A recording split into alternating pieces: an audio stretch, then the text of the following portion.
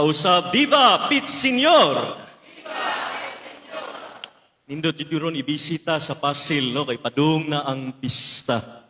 Nya, na ako ni balita, no? Bago lang gistoryahan nga, kuan daw, dili na daw pasudlan og tao dito sa kuan, Pasilika, sugod ugma, puro na online masses. Akong kadlukan, basig mamalhin sila diri, hala, patay. Mga kaigsunan, sa unang panahon sa katribo, ang ilahang practice, mao nga ilang tapuko ng ilang mga tuba, ingkaso nga naa sila'y bisita. Mao nang ang sityo mahayahay, magtapok sa ilang tuba, ang sityo magsaysay, magtapok pud sa ilaha, no? Ang sityo asa pa man, Epralios, magtapok pud sa ilang tuba. Unya, inigtaabot sa pista, ilang itapok tanan nilang tuba, ug maoning imnon sa tanan. Mao nang moabot gani ang dato, mao na magtapok silang tuba. Pero ayay naa may usa ka marunong, no, marunong nga taga barangay Pasil. Ingon man siya sa kadaghan na muwa man siguro makabantay kung muhatag lang kog tubig. So iyang gisugdan sa unang nga pista, ihatag siya tubig, no, iyang gibukbo dito sa kuan, dako nga vase. Tuod man, wa kabantay ang mga tao nga usa nila nihatag og tubig. Pero kay kanila ging mga taga kuan, barangay Pasil o barangay Suba, mga chismusa, nikatag ang chismis, no? Ang taga Mayahay nakadungog, ay sige, tubig lang po dato, tubig ram gyang gihatag sa taga Magsaysay.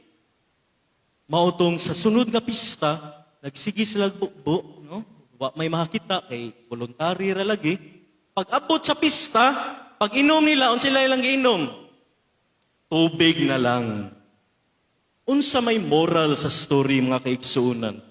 Ang moral sa story, maog yun ni, nga kung unsa imong ihatag sa uban, maupod ang imong maani. Kung unsa imong gihatag sa uban, maupod ang imong maani.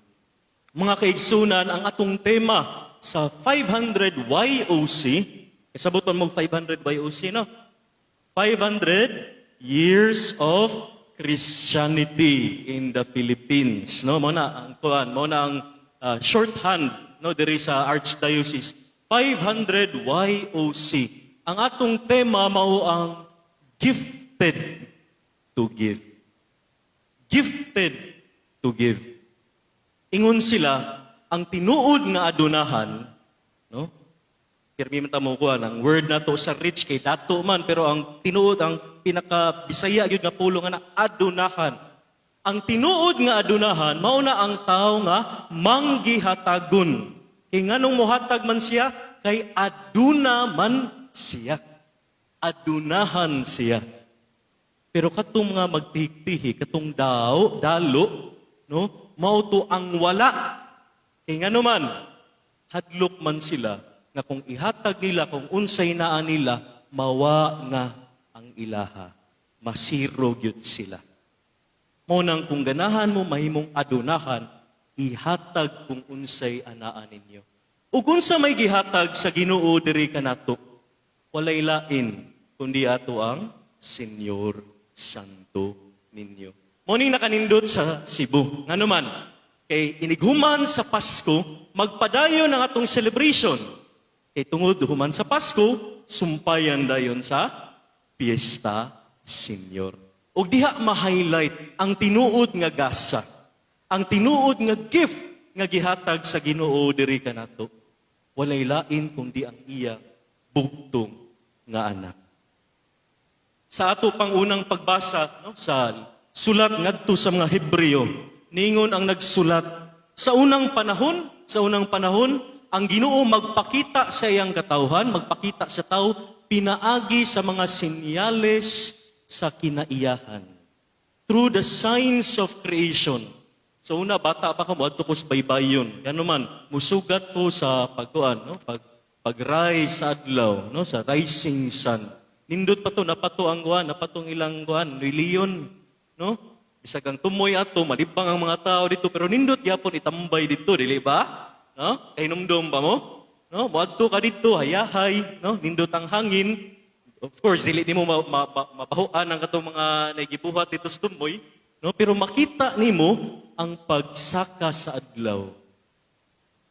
Sa atong experience, everywhere we go, we can see the beauty of nature.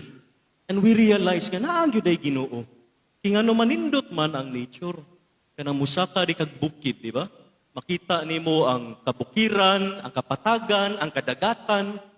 Ma-realize mo sa kanindot sa kalibutan na agit kinaiyahan nga naghimo aning kaanindot. And it must be God. Pero niingon ang nagsulat sa Hebreo nga dili pa enough para sa Ginoo. Kay ngano man gusto niya nga ipakita gyud kung kinsa siya diri kanato. Mao nang iyang gihatag ang iyang kaugalingon diha ni Kristo Jesus. Mao nang ang Ginoo nagpakataw, nagpakabata aron makita nato siya, mahimamat nato siya. Mao na ang iyang pinakadako nga gasa. Nabitaw mi mga estudyante dito sa DBTC, no? Maingon sila Pasko na der pero dili ko malipayon. Ingano man kaya akong ginikanan wala man sa balay. Kamira sa kong mga igsuon. Asam di mo magpapa? OFW sila der niya. Di sila kauli. Kaya ngano, pandemic man. Despite our best intentions, especially sa mga OFWs, no? Despite our best intentions to give the many things that our children needs, we know nga wala gyoy makapuli sa atong presensya. Mao bitaw ng usahay ang mga amahan sa atong mga pamilya mawa kay tungod magtrabaho, no? That's their sign of love for their families. Mutrabaho sila, mukayod sila, ilang buhaton ng tanan para makakwarta, makapakaon sa ilang pamilya. But if you are absent from your family, kung ang imong mga anak dili kakita nimo, dili ka istorya nimo, I tell you, despite your best intentions, kulang ang imong gihatag. Because nothing can compare with presence. Napoy niingon ako, der, kanang dibutom yugo, nya ganahan yugo mo simba, pero kani bitaw mga online masses na to, di yun nako ma-feel ang akong ma-feel kung naag yung kusod sa simbahan. Parihan ninyo, good, di ninyo ma-feel ang gugma sa Senyor Santo ninyo kung di mo kabisita sa basilika. Kaya nga naman, nothing beats presence. Kahibaw ang Ginoo niini. Maubitaw nang nagpakita siya, nakighimamat siya, ug nagpaila siya diha sa bata nga Jesus. Mga kaigsuanan, we are gifted to give because we have received the Santo ninyo. Ang atong mga katigulangan, wala pa sila, dili pa sila Kristiyano, nagtuo pa sila ang Diyos-Diyusan, silang mga anito, no? Mga anito nila, ang ilang sinulog para pa silang mga anito. But when the time came, God sent missionaries so that ang atong mga katigulangan makaila ni Senyor Santo Niño. Ug tuod man, ang unang gasa sa simbahan, pinaagi sa mga misyonaryo nga Kastila, mao ang imahe ni Senyor Santo Niño. Kay ang kinsa gihatag? Kabaw mo sa inyong history. Ang kinsa gihatag ang imahe? Kay Reyna Juana. No? Siguro inyo ng lula. No? Wata kay baw. Diri ba na sa gapuyo? No? Diri ra gyud nang adapit gapuyo. No? Basig na yung mga descendants ni Reyna Juana diri. We don't know. But what we know is that the first gift we have received is the Holy Child, ang Senyor Santo Niño. Wala ba mo na-amaze, anak? No? Sa tinuuray lang, mauni ang dakong grasya o gugma sa Ginoo kanato. Kaya nga naman, bisan sa atong kahuyang, bisan sa atong mga sala, bisan unsa ka imperpekto ang suba ug ang pasil gihigugma gihapon ta sa Ginoo. Gihatag gihapon niya ang iyang kaugalingon isip usa ka gasa kanato. Kung kantahan ta sa Ginoo, kabaw mo unsa iyang kanta? Ha? Kabaw mo unsa iyang kanta? Kinsay mga Sharonians diri? Kato mga kuan ba fans club ni Sharon, no? Karon K-pop naman ang mga kabatanunan, pero sa una na mga fans ni Sharon diri, no? Mga Shawinians, no? Kay numdo mo atong kuan movie nila ni Robin Padilla. Unsa ganito yung team song nila? Kung mahal kita, basta't mahal kita, di ba? Iniibig kita. Ano to? Kantahan na nato, Bi. Mahal kita, basta't mahal kita. Iniisip nila'y hindi mahalaga. Mahal kita maging sino ka man. Okay, awas, pianista, oy. Pakpakan na to ang Ginoo. No? Kaya nga naman, bisag kinsa ka pa, mahal kaayo ka sa Ginoo. Iya gong gihatag ang iyang kaugalingon, diha kanimo. Kahit sino ka man. Bisag unsa imong bisag unsa na kabati, bisag unsa na kadako, all you have to do is go back sa santo ninyo.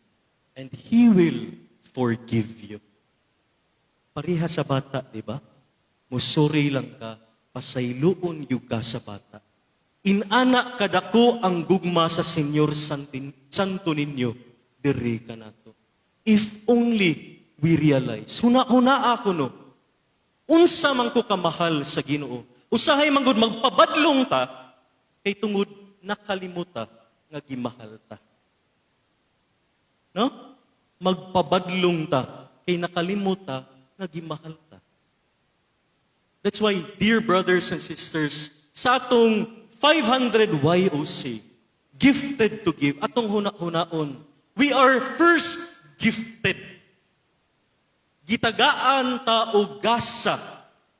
Unsa man ang gasa. Number 1, isipa huna-hunaa unsa man ang gasa nga ako ang nadawat gikan sa Ginoo. Even in this pandemic. Naa may gikuha ang pandemic sa ato, naa may mga problema nga naabot tungod sa pandemic. But God continues to bless us. Unsa ang gasa nga akong nadawat? Siguro, apil na po diha ang gasa sa pagtuo. Sa akong paglakaw diri, nagdali-dali ko. No? Kabaw ko, padung na ko late. Ay, kasampang ko ni Padre June. No? Sa pag-agi na ko sa gym, na may kuhan dito, altar, na naang Santo Niño, no? Gym sa Pasil. Na dito, usa ka amahan, nagdase ang bata. Sa akong pag-agi, unsay gisulti sa amahan, ngadto sa iyang baby, tanawa, na diha si Santo Niño. Once upon a time, you were that child. Gigugos pud mo sa inyong mga amahan o ginahan, o gipaila-ila mo sa Santo Niño. You received the gift of faith. Nahuna-hunaan ba na ninyo? Nga kanang gasa sa pagtuo nga inyong nadawat, gikan pa na sa atong katigulangan. Gipasa-pasa. How much have we received? Kana nga pagtuo, dili na pagtuo nga gikan sa imong amahan o ginahan. Nasagula na sa pagtuo sa imong mga lulo ug lula. Kung unsa ilang pagtuo sa Ginoo, ilang gipasa kanimo. Ug karon, mao po imong gipasa sa imong mga anak. Unsa nga pagtuo ang imong nadawat. Kay unta, mauni mong ihatag sa uban. We are gifted to give. Second, mga kaigsunan, if we are gifted, kung naatay gasa, siguro time na to nourish what we have received. Unsa mga gasa imong nadawat? Siguro may ka mo sayaw, may kay ka mo TikTok. No, mga sisters ko no, kusog ko no kanimo TikTok. no, dito sa kuan kumbinto. Ano man sige ana sa bata, ha? Kung maayo ka mo sayaw, maayo ka mo kanta, maayo ka mo basa, maayo ka manabi, dili mo chismis ha. Maayo ka manabi, gamita na siya para sa kaayuhan sa tanan. Because you are gifted to give. Ikatulo, no? Ang una-hunaan, no, isipa, i-count ba, no, pila ang imong mga gasa. Ikaduha, palambua. Ikatulo, kung tinuod yung ka nga adunahan, kung tinuod yung ka nga gimahal, ipasa ang mga gasa nga imong nadawat. Mga kaigsunan ko diri sa Pasil o sa Suba, swerte kaayo ta. Nanuman, kay I think, no? Sa atong kapubri, sa atong kalisod, sa atong kahuyang, sa atong kahugaw, sa atong kawayayo, nagpadayon ang Suba ug Pasil. Nagpadayon ta sa atong panginabuhi, naa gihapon ang grasya sa Ginoo. Tuo daghan kay bisyo diri sa Pasil ug sa Suba, pero tan-awa ra gud kasagaran sa atong mga anak tarong gihapon. Mauna ang grasya, ang presensya sa Ginoo. Maunang sa atong pagsimba karon, usar gyud atong singgay. Viva Pit Señor. Diba? Viva Pit Señor. Kaya nga naman, gimahal ta niya. Viva Pit Señor. Kaya nga naman, gitagaan ta niyag mga gasa. O karon mga kaigsunan, mingon po ta, Viva Pit Señor! Kaya nga naman, gipadala ta niya sa usag-usa. Amen?